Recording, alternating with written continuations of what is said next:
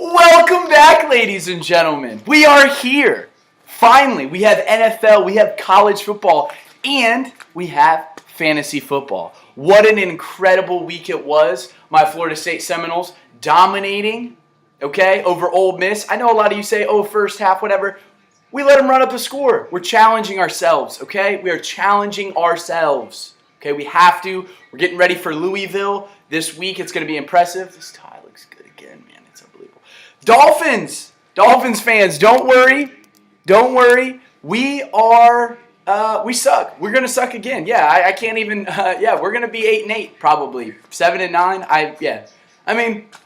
Welcome to being a Dolphins fan. Okay, but you know what makes it a little bit better in the NFL? Terrence Williams didn't go out of bounds, and Dallas is 0-1 just like us. So if you're a Dallas Cowboys fan, sorry. Your commish has done some homework, and he has come up with draft grades. It's taken him a little bit of time, but he's getting it done. The commish is here. He's there. He's everywhere. Be prepared. No collusion. That's his motto. So right here we have 1 through 12 draft grades, and it's not in any order besides just team name. Here's how I'm going to break it down. I'm going to give you team name. I'm going to give you the player. I'm going to give you a draft grade from A to F, and then I'm going to give you their best pick based on value. Again, based on value, because the best pick obviously is always the first round or first or second round, but best pick based on value. Where did they pick their best player? Then I'm going to give you their sleeper, which may be way down the line in terms of what they're actually choosing. Oftentimes, I'll give you the round in which they pick those players. I'll give you a little tidbit about their team, what I think will happen with their team. The other thing that I'm going to give you is, very quickly, I'm going to let you know, right off the bat, I want you to know that these scores were made not seeing any of week one's performance. So these are blank, unbiased scores based on just your team's draft, not the week one performance, adding in all that kind of stuff. We want it to be unbiased. Soon we will be coming out with power rankings. That's my food. All right. So I got to hurry because I'm starving. So we're going to start off team one. We're going to start off with commish because why not start with the best? Okay. Again, not in any order. I try to grade myself realistically and with respect to all of the teams. Again, commish unbiased, except for his wife's team. All right, so for obvious reasons. Number one, Tyler's team, the Blair Walsh Project, which I thought pretty convenient name. I like it. To go with a kicker for his name, just a little tidbit, that's an impressive way to go about, Impressive. I'm going to give him just a straight up B+. Had a solid, but missed on a few. I know he had a few in his mind that he wanted, but he missed on a few. He picked up a couple important pieces, but he missed on a few. His best pick, I believe, best value pick was Kelvin Benjamin in the 5th round. Great pickup. That could be an elite receiver, top 5 receiver with Cam Newton at the helm. Great pick. His sleeper, Sterling Shepard, another receiver. That's big time in this year's draft. You got to get receivers. Sterling Shepard, the 10th round. Cannot believe he fell that far, but he did. Number 2, by the way, Tyler's team, B+. It was a pretty good draft. Not exceptional, but a very good draft. Derek, team Derek Ray. Change your freaking name to something more creative, okay? That might be an ongoing theme during this. He receives a B. I should make it a B- just because of the team name.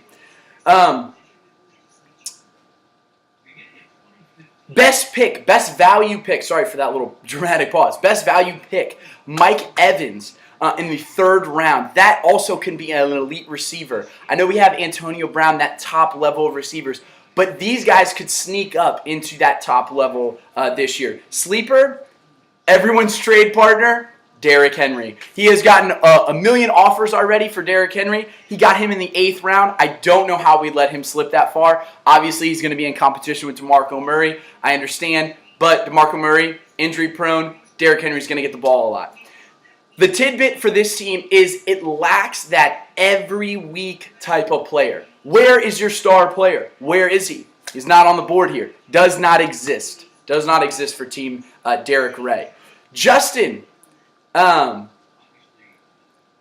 the Brady Bunch, which is a disappointing name because I hate Tom Brady. He received the highest draft grade overall. Wasn't easy for the commission to give it out, but he received an A. Not an A+. A+ is outstanding. An A. That is a great draft, okay? He has depth, and he has big-time players at every single position. Great draft, okay? The best value pick was pick 11. Pick in the 11th round. Jameis Winston. What an important pickup, okay? That might have some FSU bias there, but I mean, he's going to perform great throughout this entire year. He's got some elite weapons, got a running game, got an offensive line now, a little bit of a defense. Very, very important game pickup, okay? And then for the sleeper for Justin's team was Giovanni Bernard.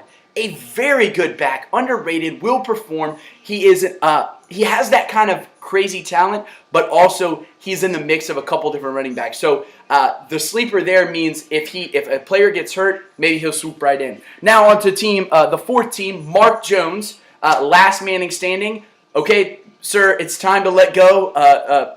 It's Eli Manning now, not Peyton. Peyton is off the NFL. He's retirement. He's eating cookies, baking cookies, that kind of stuff, all right? He received a B-, much better than his draft grade last year. It looks like he learned a few things. The best pick was Cam Newton in the second round. Cam Newton is an absolute stud. Cannot believe he actually fell to the second round. He is your every single week. You don't have to worry about that player. His sleeper is Jeremy Hill. I know another Cincinnati Bengals running back. Yes, I know. In the 5th round. That's not much of a sleeper, but I don't know how the starting running back for a team that is just going to pound the ball, and he's a touchdown hog, doesn't get picked a little higher. Running backs are key in this league. The big tidbit here is look out for Injury City. Injury City is all plagued in his team. Go look it up. It's going to be wild. He has the opportunity to possibly lose maybe 50% of his players. And to team 5, Michael Schaefer, auto pick to win, which I actually think is the best name in the league so far. And so he received a C-. But the tidbit, I just want to throw this out here right now. The tidbit is auto picked his best players. So he has no one to blame but himself for that C-. If he would have let auto pick, I guarantee he would have got a higher grade.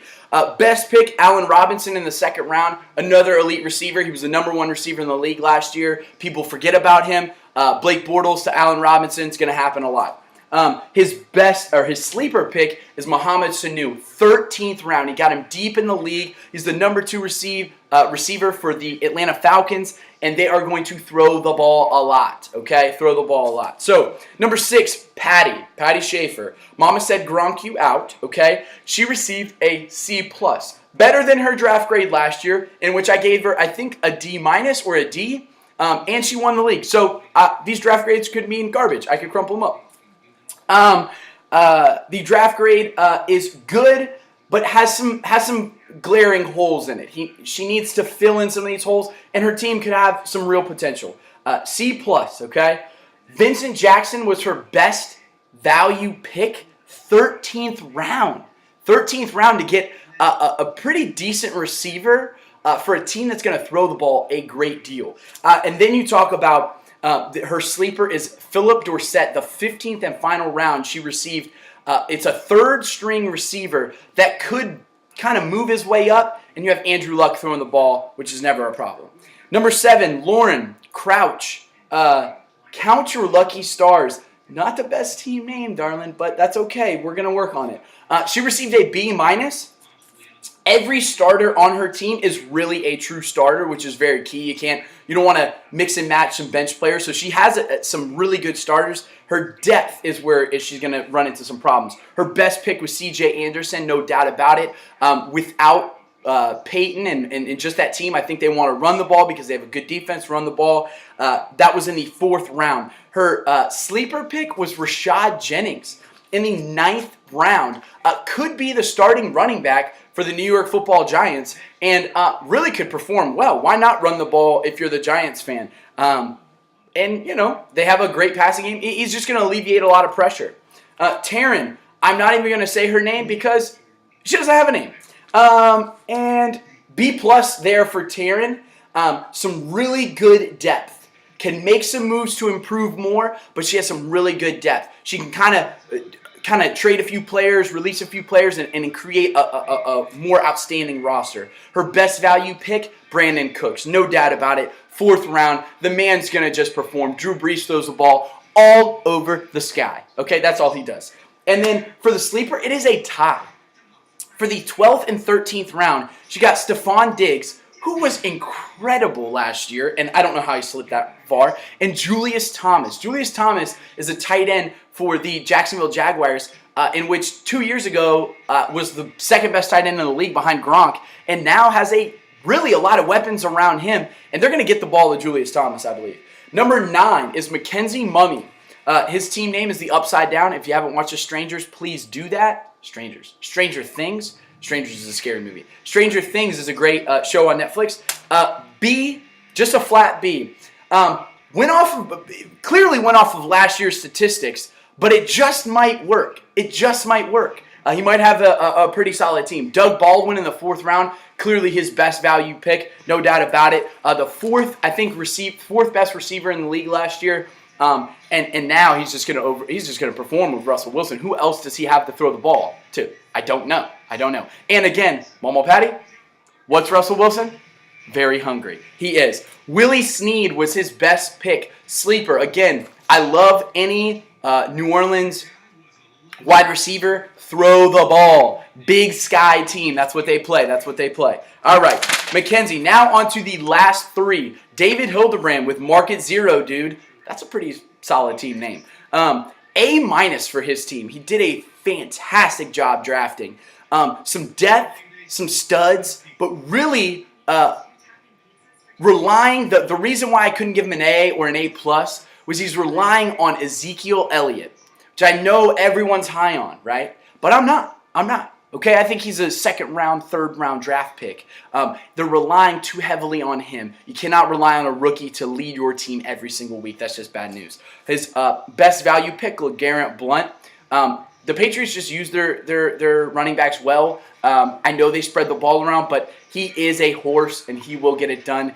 And his last name is Blunt, and that's hilarious. So, B, Michael Crabtree. Excuse me, B. What does that mean? It's written here. That means sleeper. Michael Crabtree, the best sleeper pick for his team. The 9th round. Fantastic work picking him up in the 9th round. Everyone's going to target Amari Cooper. Derek Carr's going to throw the ball all the way downfield, and Michael Crabtree's going to be open a lot of those times, okay?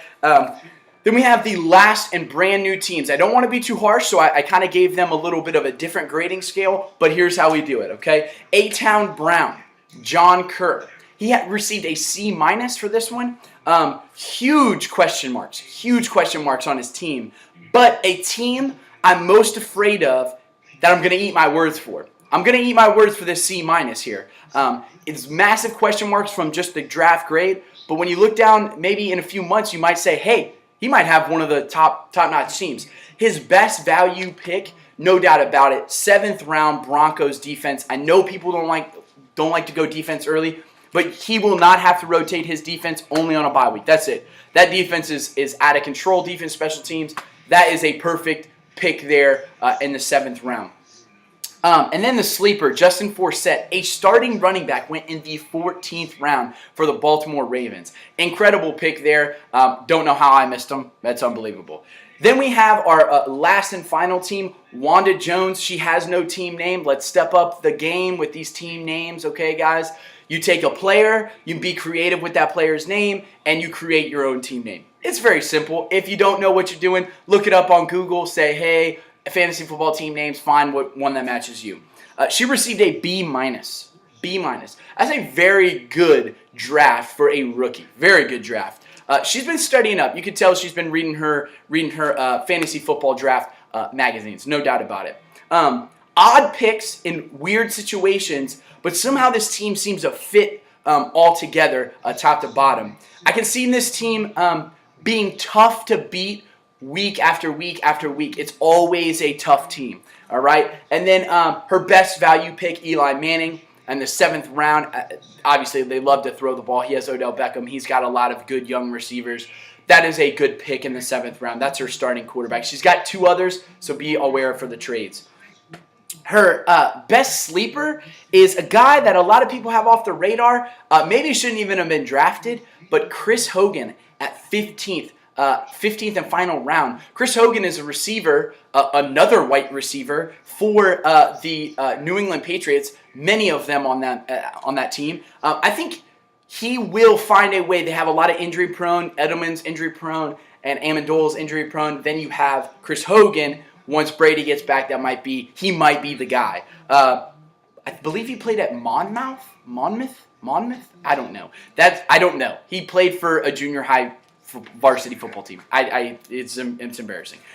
Those are the draft grades. Your commission put a little bit of time and effort into those, so respect them. Watch the video. This video went a little long, but it should be the longest of the year, probably, the draft recap. I just want to let you guys know trades are being dealt. Trades are being make some moves here. Make some moves. It's time to go. If you have any questions about waiver wire system, today is the day to ask. Please email me, text me, whatever you need to know.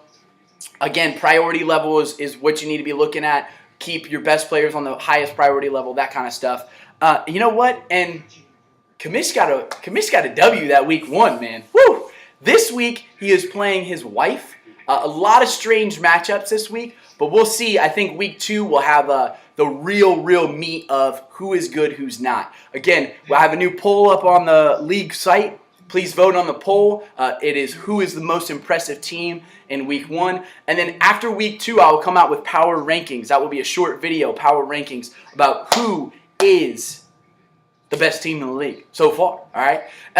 God bless. God bless you all. And let's go Fins, please, maybe. I don't know.